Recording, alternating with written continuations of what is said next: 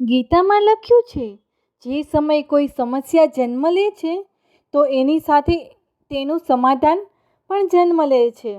સંસારનું બીજું નામ જ સમસ્યા છે અને પ્રભુનું બીજું નામ સમાધાન. હર મૂંઝવણ અને હર તકલીફમાં આપણા પ્રભુનું સ્મરણ કરતા રહીએ અને હંમેશા જપતા રહીએ. સમય સમયની માન છે સાહેબ. જેમણે એક દિવસ રણ છોડ્યું હતું એમણે જ રણમાં હાહાકાર મચાવ્યો છે. સલાહથી રસ્તો જરૂર મળી જાય છે સાહેબ, પણ મંજિલ નહીં.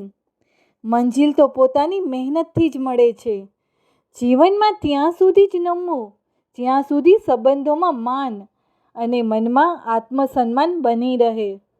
ભગવદ્ ગીતામાં લખ્યું છે કે જો કોઈ તમને દુઃખી કરે તો ખોટું ના લગાડશો, કારણ કે લોકો એ જ ડાળ પર પથ્થર મારે છે જે ડાળ પર મીઠા ફળ હોય છે.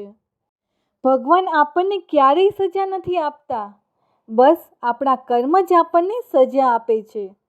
માટે કર્મ હંમેશા સમજી વિચારીને કરીએ. પુણ્ય કોઈને દગો દેતું નથી ને પાપ કોઈનું થતું નથી.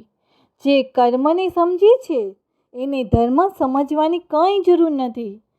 સંપત્તિના એક કરતાં વધારે વારસદાર હોઈ શકે, પરંતુ કર્મોના વારસદાર તો તમે એકલા જ છો.